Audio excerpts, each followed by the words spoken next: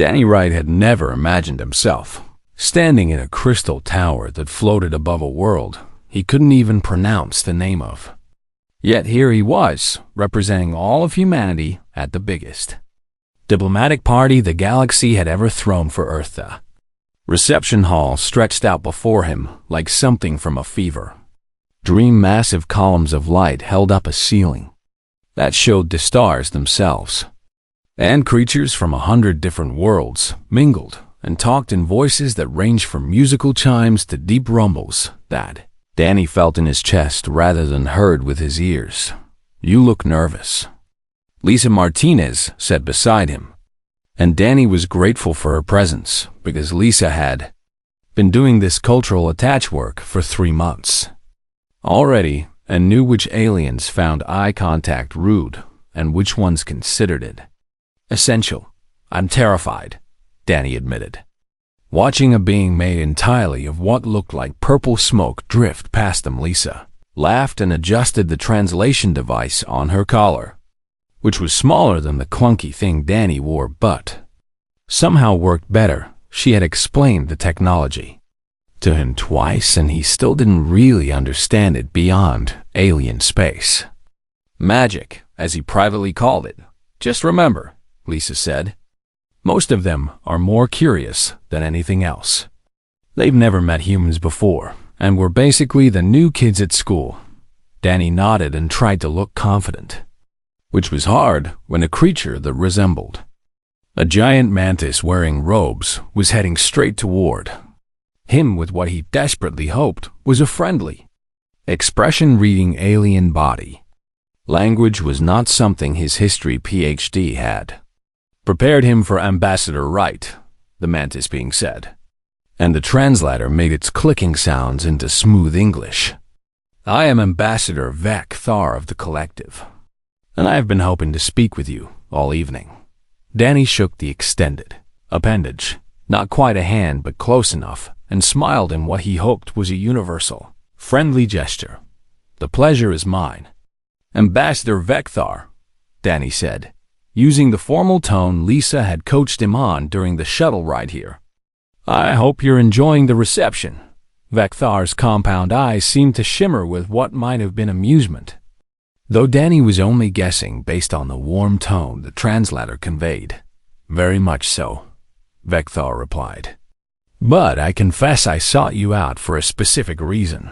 My people are fascinated by human history and culture, and I was hoping you might satisfy my curiosity about something."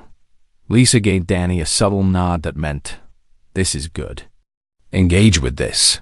And Danny relaxed slightly because answering questions about history was actually something he knew how to do. "Of course," Danny said. "I taught history for 15 years before all this. So ask away." Vec Thar made a sound that the translator interpreted as pleased, and Danny noticed that several other aliens had drifted closer, apparently interested in whatever conversation was about to happen. "Wonderful," Vec Thar said. "Then perhaps you can settle a debate among my colleagues. We've been studying Earth's records since your planet joined the Council, and we are confused about your military history." Danny felt his stomach tighten slightly, but kept his expression neutral.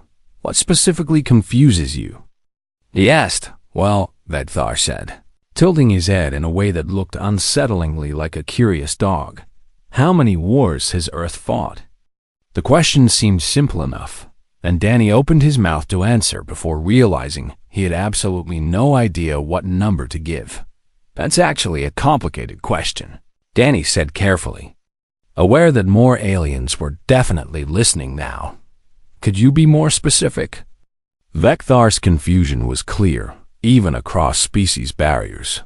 "I do not understand the difficulty," he said. "For example, my people fought 2 wars in our history: the Unification War and the border conflict with the neighboring system, so our answer would be 2. How many has Earth fought?" Danny looked at Lisa, who looked back at him with an expression that clearly said, "You're the history expert. You handle this."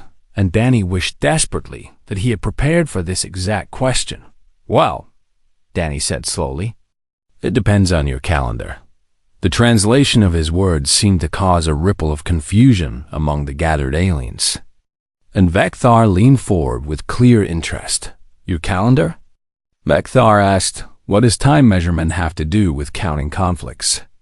Danny took a breath and decided honesty was probably the best approach here. I mean, it depends on how you're counting and what time period you're looking at. He explained. For instance, are we counting declared wars between nations? Or do civil wars count?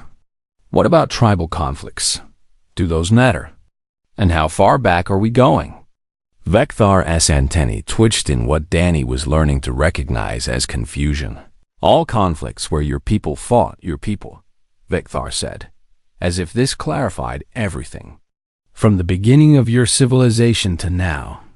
Danny did some quick mental math and realized there was no good way to answer this that wouldn't sound absolutely insane.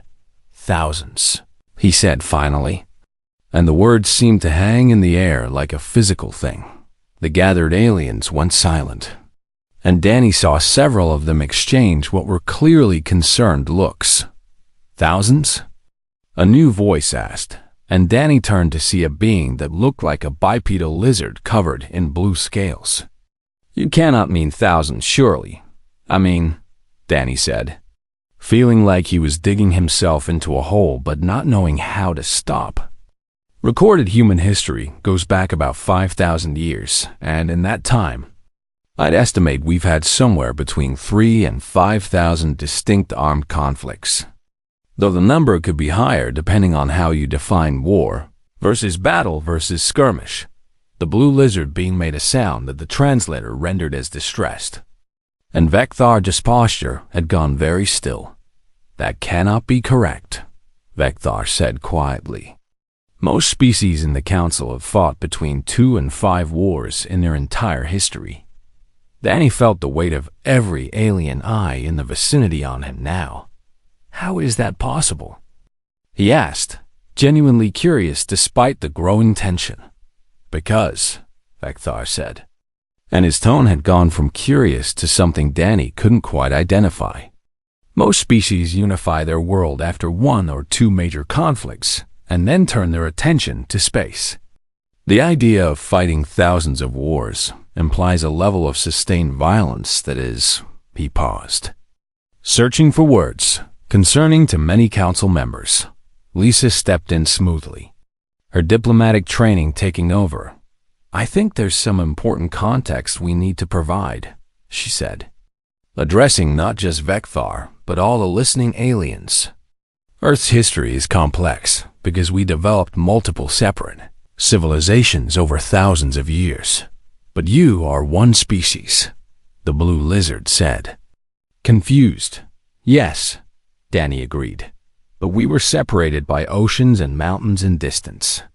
So different groups of humans develop different cultures and languages and governments. And sometimes those groups came into conflict. Vekthar was silent for a long moment. And when he spoke again, his voice was very careful. Ambassador Wright, he said. I think perhaps you and I should speak with the Cultural Integration Committee as soon as possible. Because if what you are saying is true, then the Council may have made a serious error in accepting humanity as members.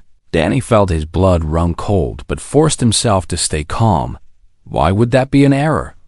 He asked, though he suspected he knew the answer. Because, Vekthar said gently, almost apologetically, species that cannot stop fighting themselves are not usually considered stable enough for galactic citizenship.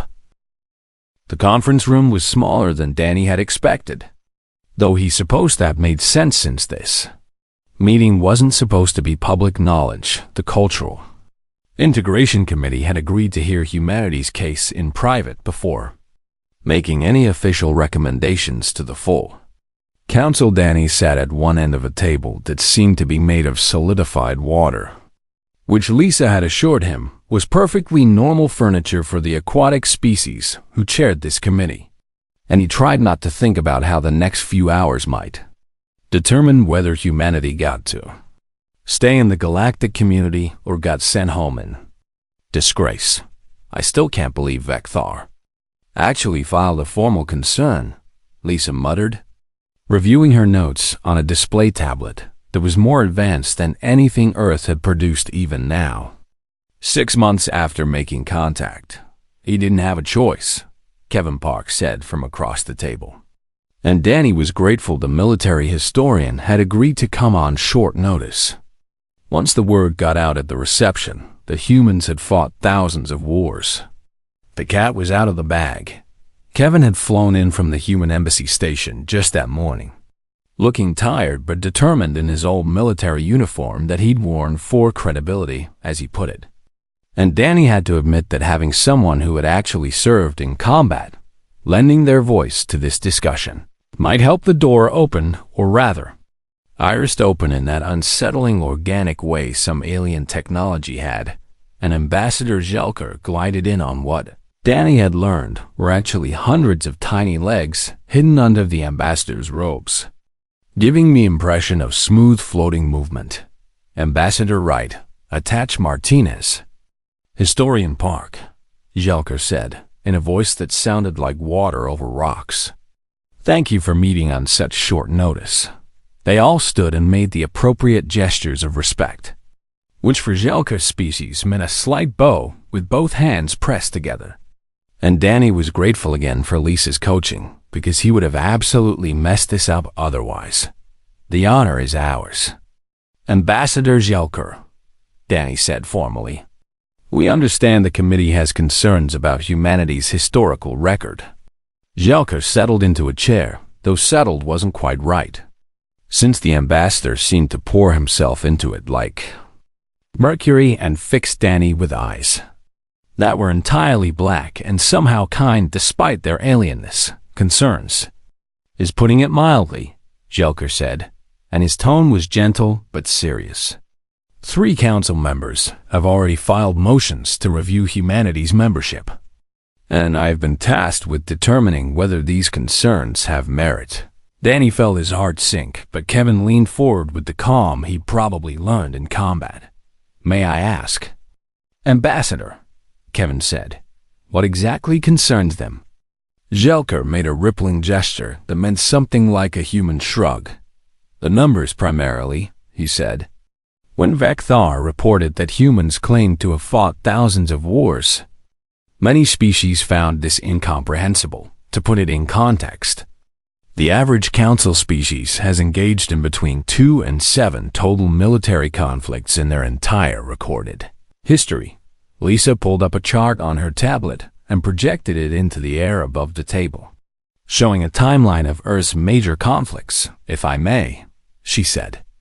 I think the confusion comes from different definitions of what constitutes a war, and also from fundamental differences in how species developed. Zelker studied the floating timeline with interest. Explain, please, he said. Kevin took over the presentation, his military background making him comfortable with briefings. Most species you've described seem to have had one dominant culture or civilization that unified their planet relatively quickly, Kevin said. Is that accurate? Zelker nodded, a gesture he'd probably learned from observing humans, since his own species didn't naturally move that way. Yes, he confirmed. For example, my people evolved on a planet with one massive interconnected ocean system. So while we had regional differences, we were never truly separated from each other. Our first radio broadcasts reached our entire species within a generation. Earth wasn't like that, Danny said. Seeing where Kevin was going, we had multiple continents separated by vast oceans.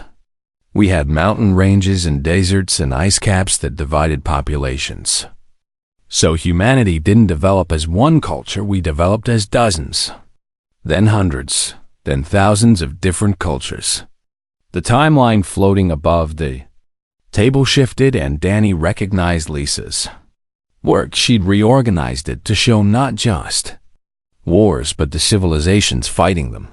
These are just some of the major human civilizations that developed independently. Lisa explained: the Chinese dynasties, the Romang Empire, the various African kingdoms, The Aztec and the Inca in the Americas, the Mongol hordes. The European nation-states, all of these groups of humans developed their own languages, beliefs, governments, and yes, their own conflicts. Jelker studied the display with what seemed like fascination. So you are saying that humanity fought so many wars not because you are inherently violent, but because you were essentially multiple separate civilizations sharing one world? He asked. Exactly, Kevin said. And many of those conflicts were actually relatively small border disputes. Succession wars, tribal conflicts that might have involved only thousands of people. Not millions. Danny saw an opening and took it. Ambassador, what was the deadliest war your people ever fought? He asked. Jelkor was quiet for a moment. And when he spoke, his voice carried weight. The War of the Thermal Vents, he said. Two major population centers fought over access to geothermal energy sources.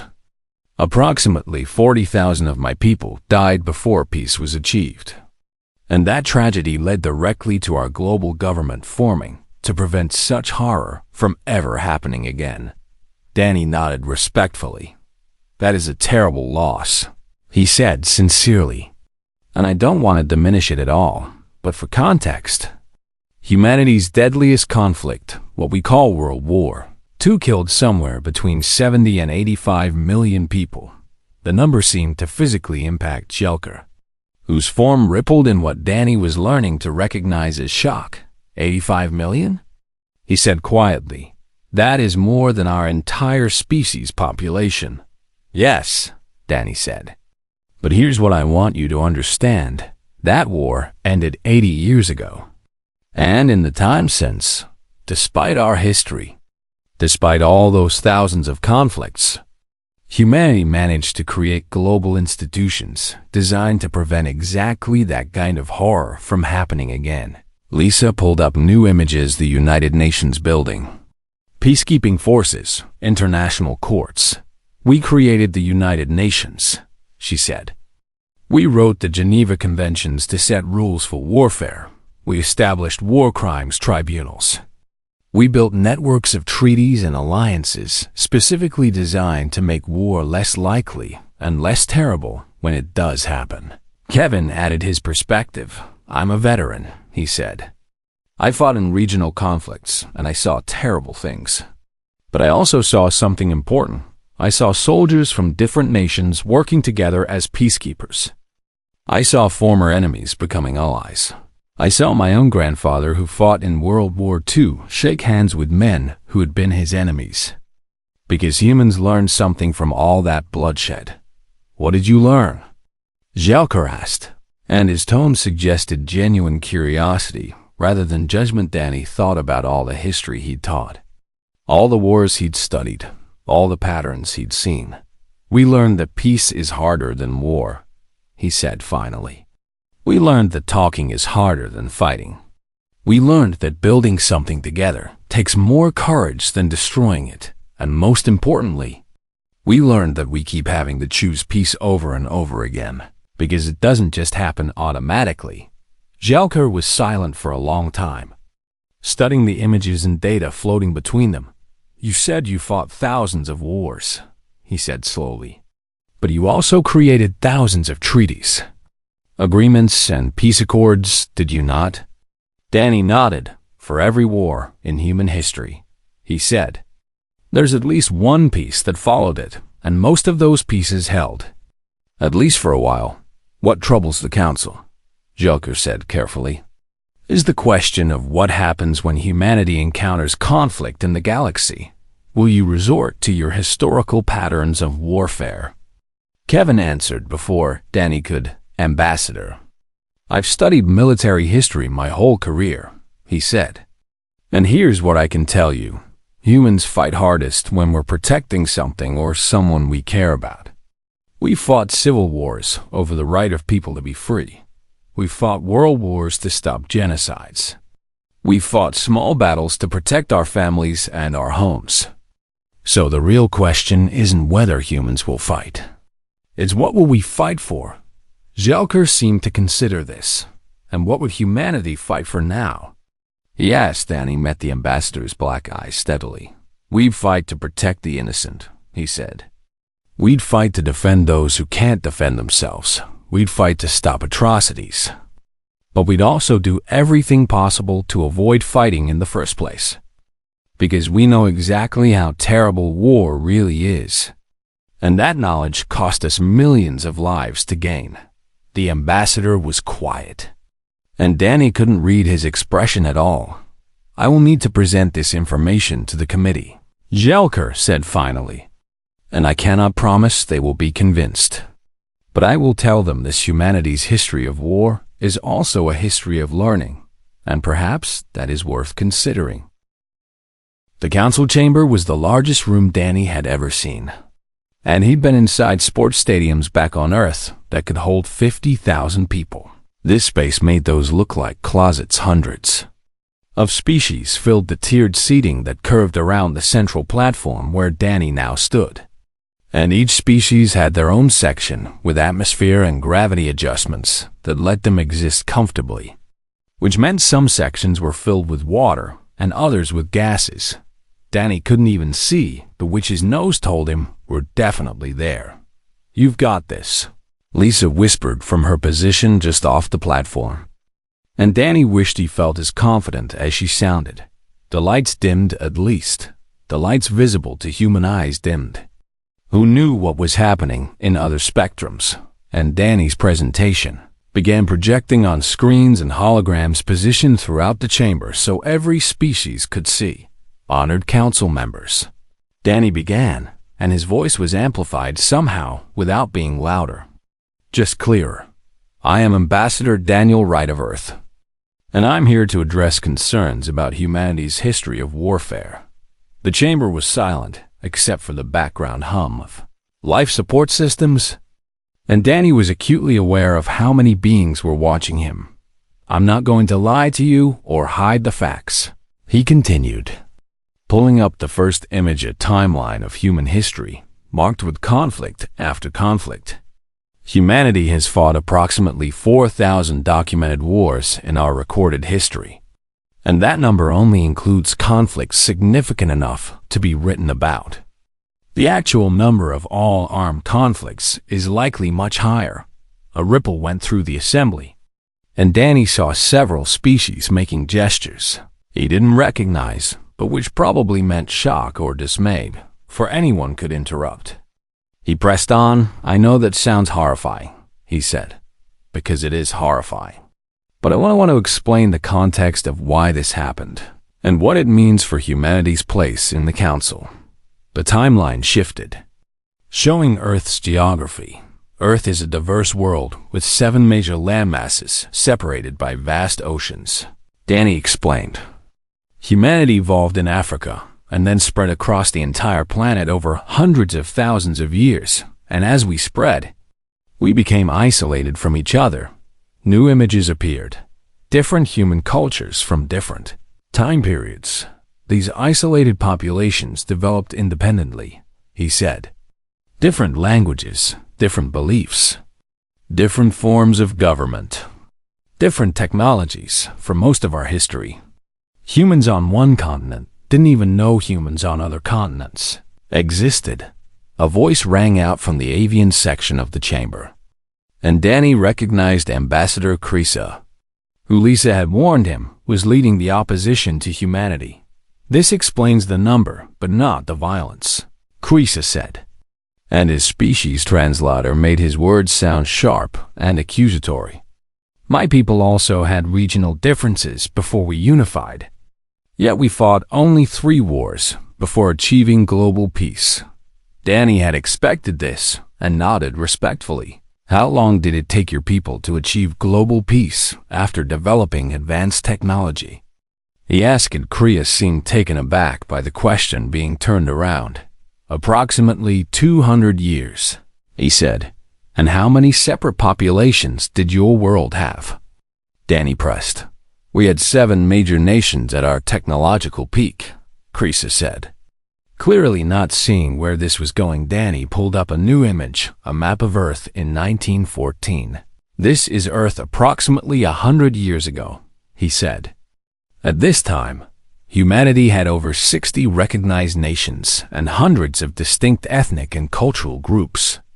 We had multiple competing empires, dozens of different governmental systems, and no global communication network that reached everyone.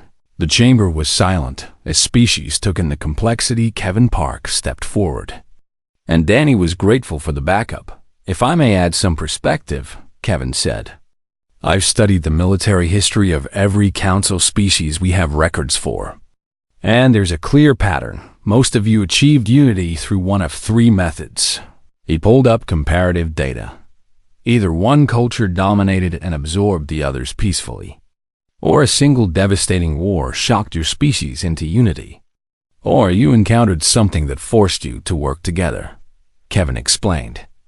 Humanity didn't have any of those advantages. We had no external threat, no single dominant culture, and our wars, while terrible, were never quite terrible enough to force global cooperation.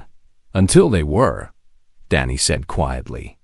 And the timeline jumped forward to show World War II. This conflict killed roughly 85 million people. It involved nearly every nation on Earth. It saw the development of weapons capable of destroying entire cities. And it finally shocked humanity into understanding that we needed global cooperation, or we would destroy ourselves. Images of the United Nations, the Geneva Conventions, the Universal Declaration of Human Rights flashed across the screens.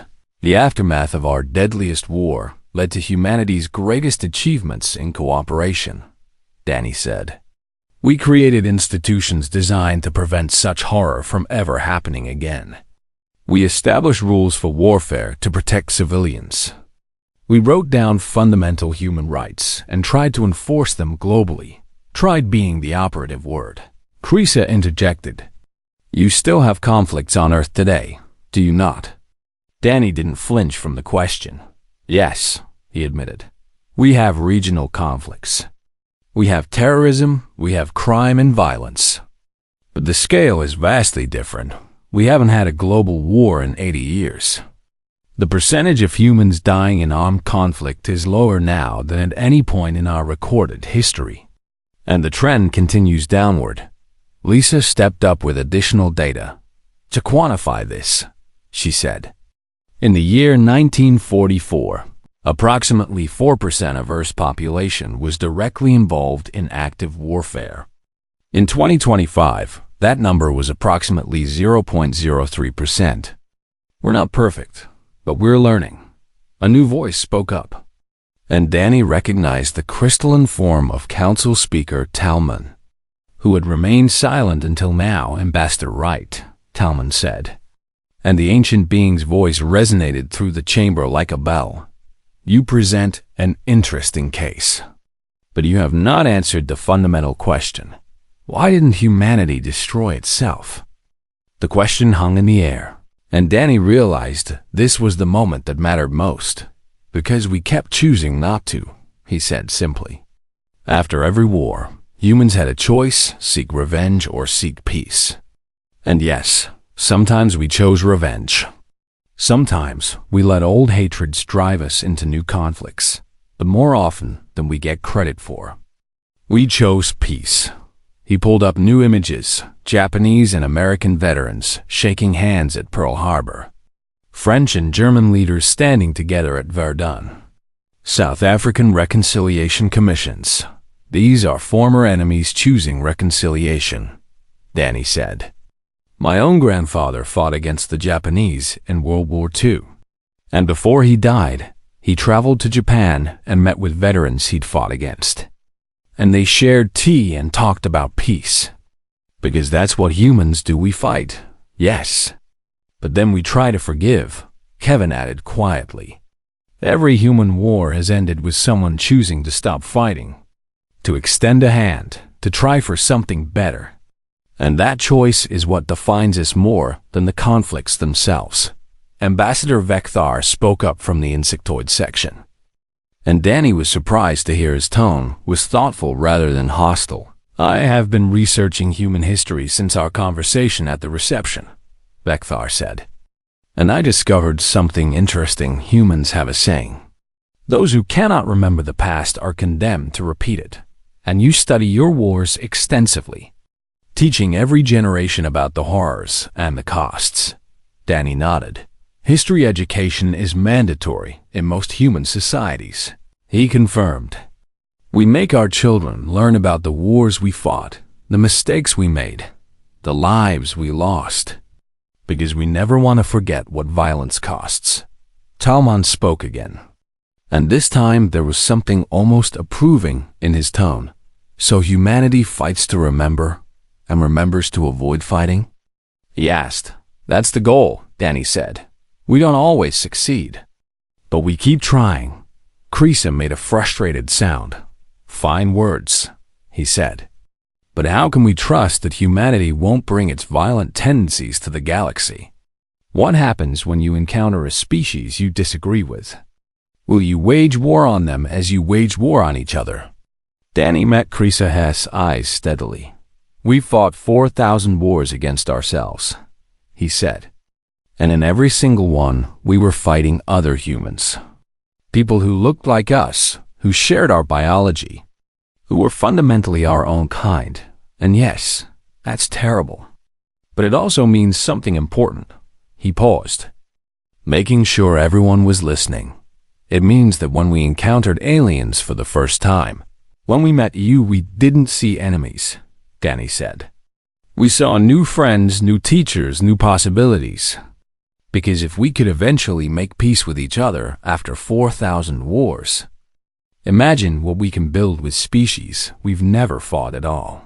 The chamber was silent, and Danny couldn't tell if that was good or bad. We're not asking you to ignore our history, he said quietly. We're asking you to see it for what it really is, a story of a species that kept making mistakes and kept trying to do better. We fought so many wars that we've learned exactly how terrible they are. And that knowledge makes us value peace more than any species that's never known real conflict. Talm's crystalline form seemed to glow slightly. The council will need to deliberate.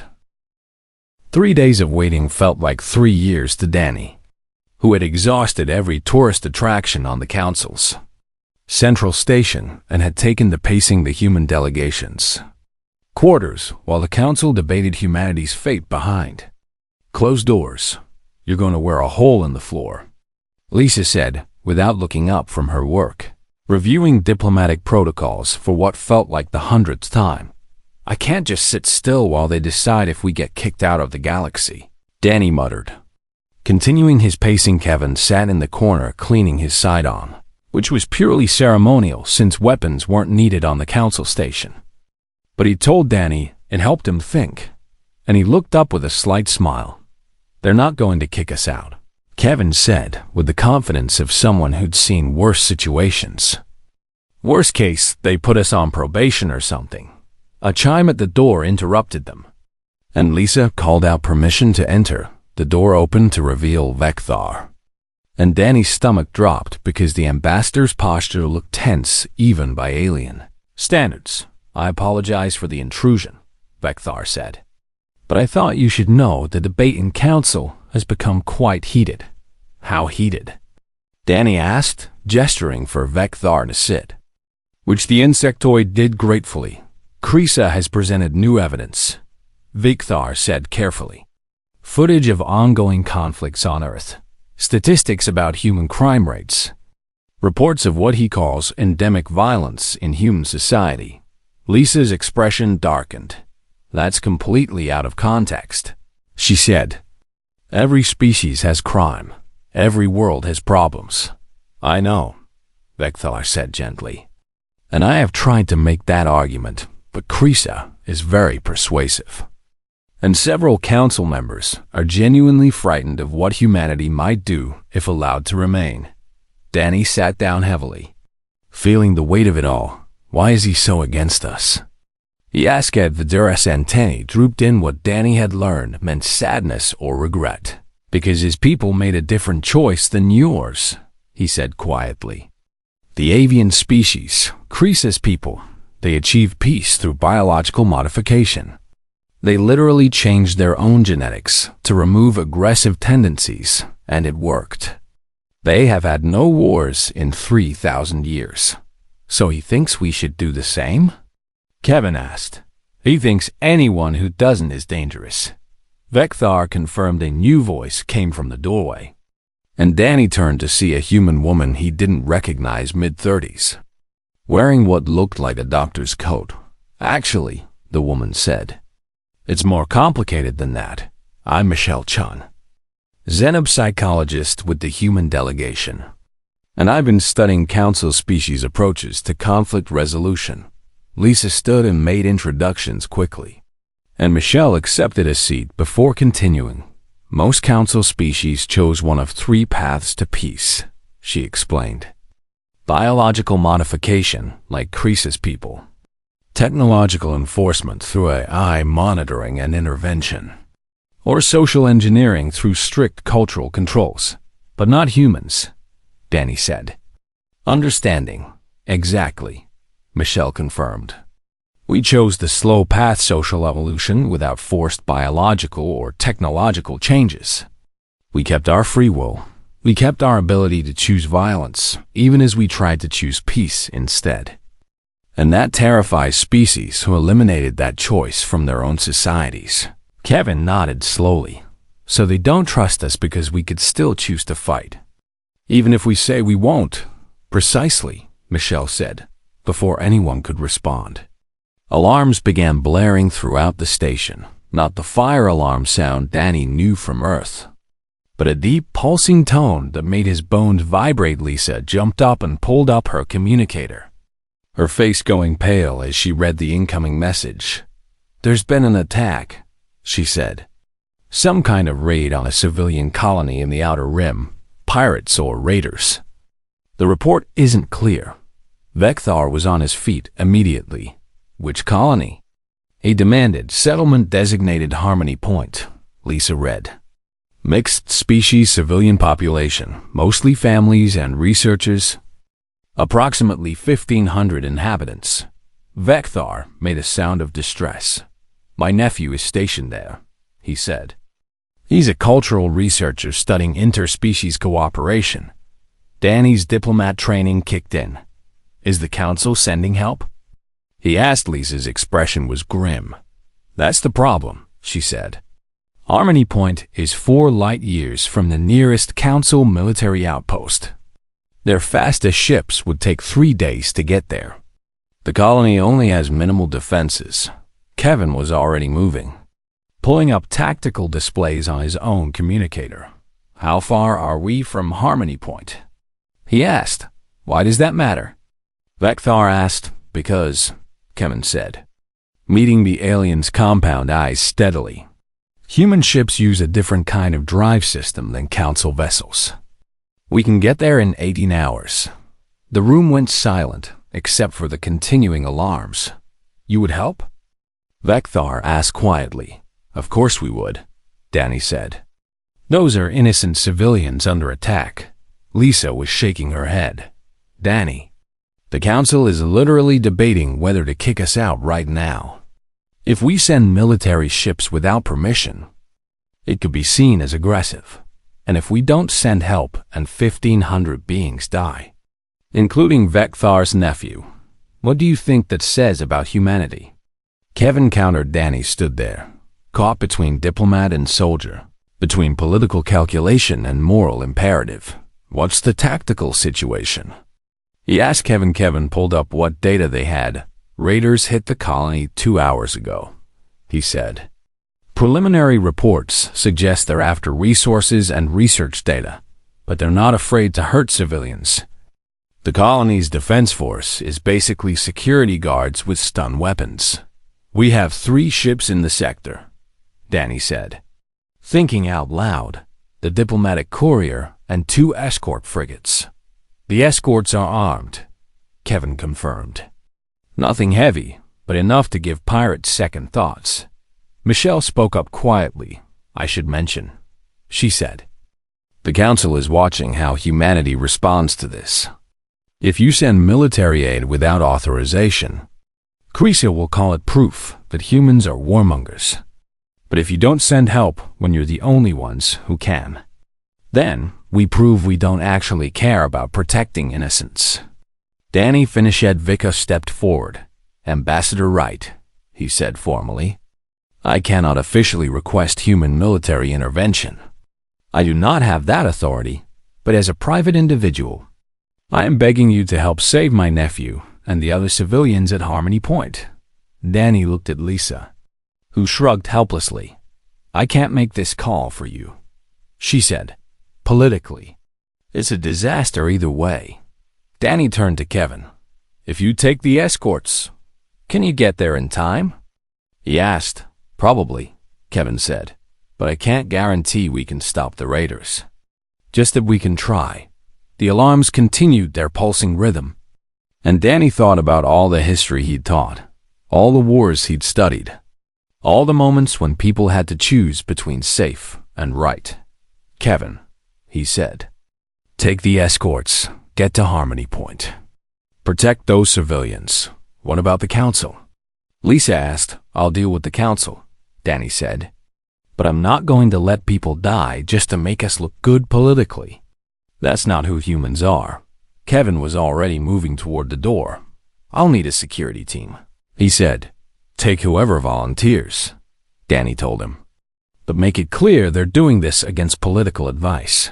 They won't care, Kevin said with a slight smile. Marines live for this kind of thing. As Kevin left, Danny turned to Vekthar. I need you to take me to the council chamber, he said. Right now. They are in closed session, Vekthar protested. I don't care, Danny said. They're about to see exactly what humans do when innocents are in danger. Lisa grabbed her diplomatic satchel. If we're going to crash a council session, she said. We're doing it properly, Michelle. You're coming too. They should hear the psychological context. The four of them rushed through the station corridors, and Danny felt strangely calm despite the stakes. They reached the council chamber to find guards blocking the entrance. But Vekthar spoke rapidly in his own language, and then in council standard. I am invoking emergency family protection rights, he said. My blood relative is in danger, and I demand the council hear relevant information. The guards looked uncertain but stepped aside, and the doors opened to reveal the full council in heated debate speaker. Talmon's voice rang out. This session is closed. My nephew is dying while you debate, Vekthar interrupted. And the chamber went silent at the breach of protocol. And the humans are the only ones who can save him. Croesus stood from his section. What is the meaning of this interruption? He demanded. Danny stepped forward, knowing he had one chance to get this right. Ambassador Croesus, honored council, he said. You've spent 3 days debating whether humanity is too violent for galactic society. And now you have a chance to see what we actually do when faced with violence against innocents. He pulled up the tactical display for everyone to see. 1,500 civilians are under attack at Harmony Point. Danny said, your military can't reach them in time. But human ships can, so I've authorized our escort vessels to respond. The chamber erupted in shocked voices, and Croesus' shout rose above them all. You send military ships without council authorization? He demanded. This proves everything I've said about human aggression. No, Danny said firmly. It proves that humans will risk political consequences to save lives. We could have sat here and let them die while we protected our image, but that's not who we are. The council chamber had been converted into an impromptu command center, with displays showing the tactical situation at Harmony Point transmitted in real time from the human escort ships. And Danny watched helplessly from 4 light years away as Commander Kyle Morrison led the rescue operation. Human vessel approaching attack zone, the communications officer announced. And Kyle's voice came through crystal clear despite the distance. We're reading 6 raider ships, mixed classes. They're concentrating fire on the colony's shield generator. Danny stood beside Talmon and the other council leaders, aware that every decision Kyle made in the next hours would be judged by hundreds of species. Morrison, This is Council observation, Talman said. Addressing the human commander directly, you are authorized to defend the colony. But remember that we are watching. Understood, Speaker, Kyle's voice replied. Steady and professional, engaging raiders now.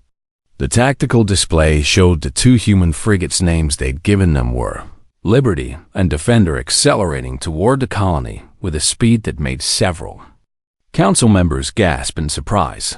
How are they moving so fast? Someone asked. Human faster-than-light drives operate on different principles. Michelle explained quietly from her position near Danny. They sacrifice cargo capacity for speed.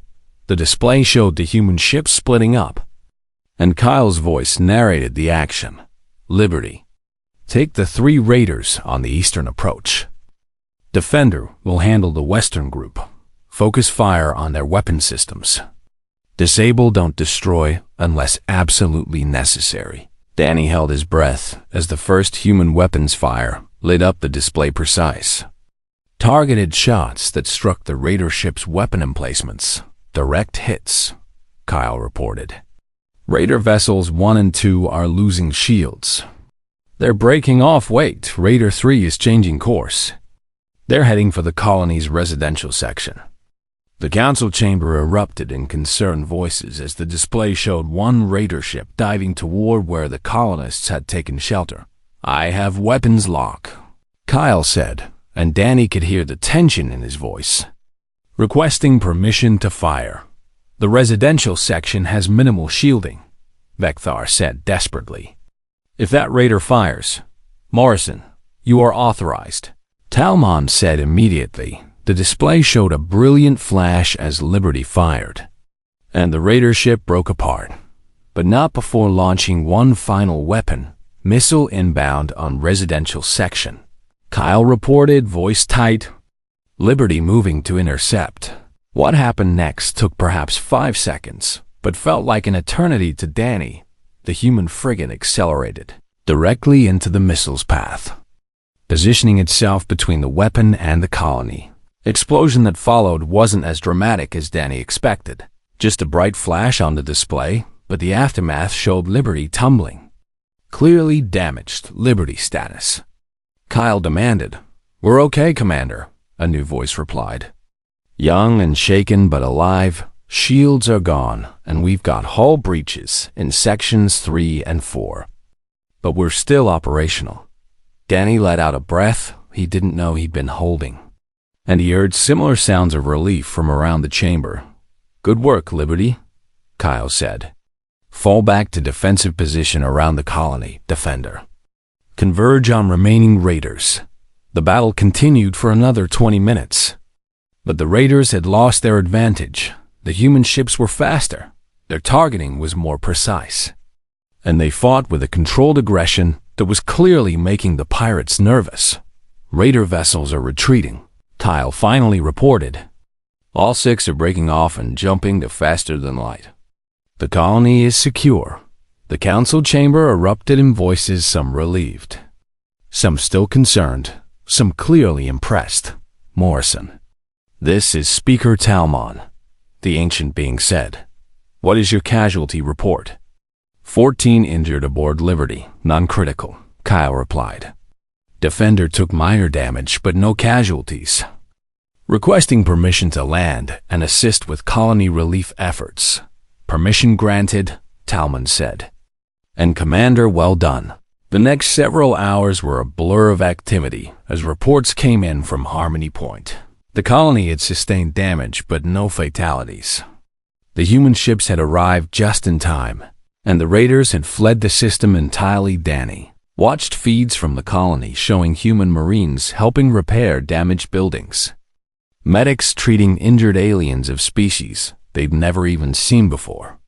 And Kyle himself carrying an alien child to safety from a collapsed structure. Ambassador Krisa had been notably silent through the entire operation.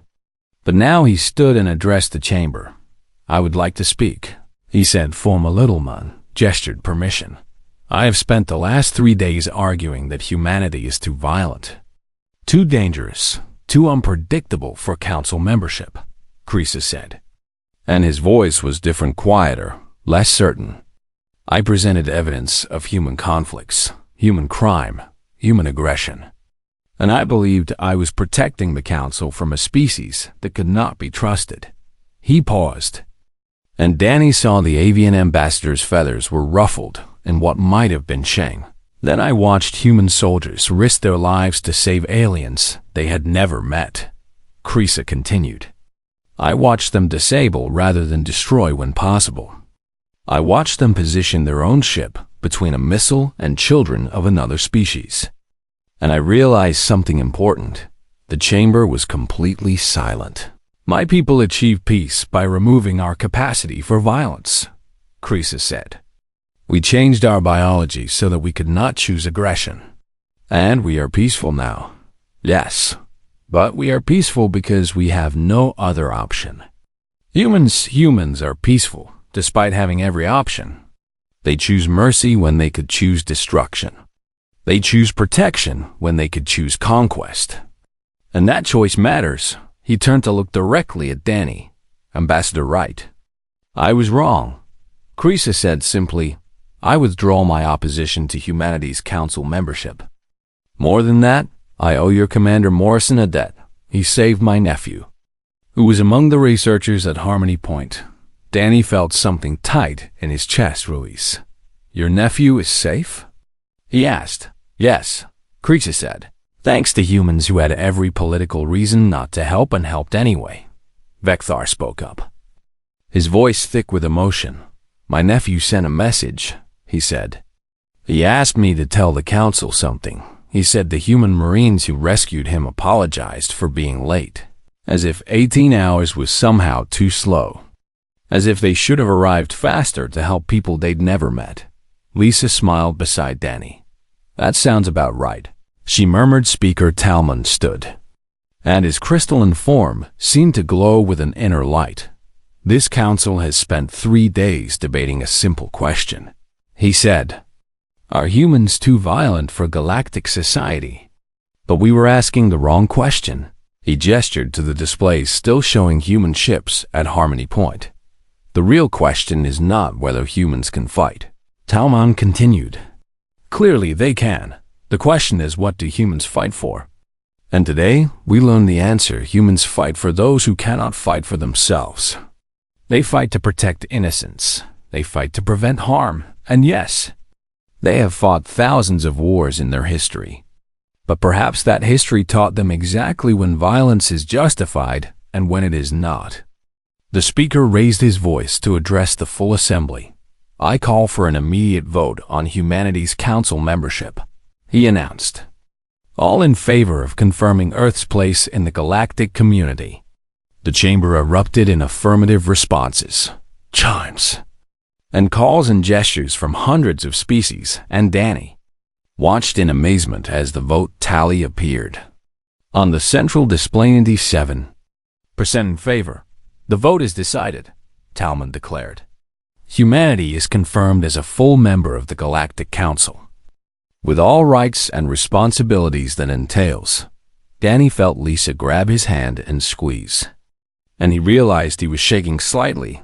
We did it, she whispered. Kyle did it, Danny corrected. And every human who chose to help. The formal session ended and species began filing out.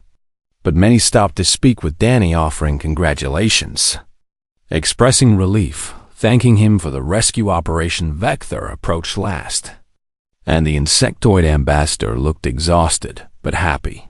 Thank you, he said simply, for choosing to save lives over politics. We didn't really have a choice, Danny replied. Not the kind of choice we could live with anyway. That, Vecthar said, is exactly what makes humanity valuable to this council. Later that evening, Danny sat in the human quarters with Lisa, Kevin, and Michelle, watching news feeds from Earth showing celebrations at humanity's confirmed council membership. 4,000 wars, Kevin said thoughtfully, and were accepted into the galactic community, not despite that history, but because of what we learned from it.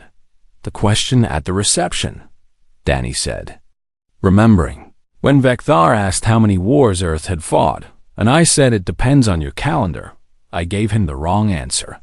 What should you have said? Michelle asked. Danny smiled. I should have said, we've fought enough wars to know we never want to fight another one unless we absolutely have to. And then I should have asked him, how many times has your species chosen peace when war was easier? Lisa nodded. That's the real measure, isn't it? She said, not how many times we've failed, but how many times we've tried again.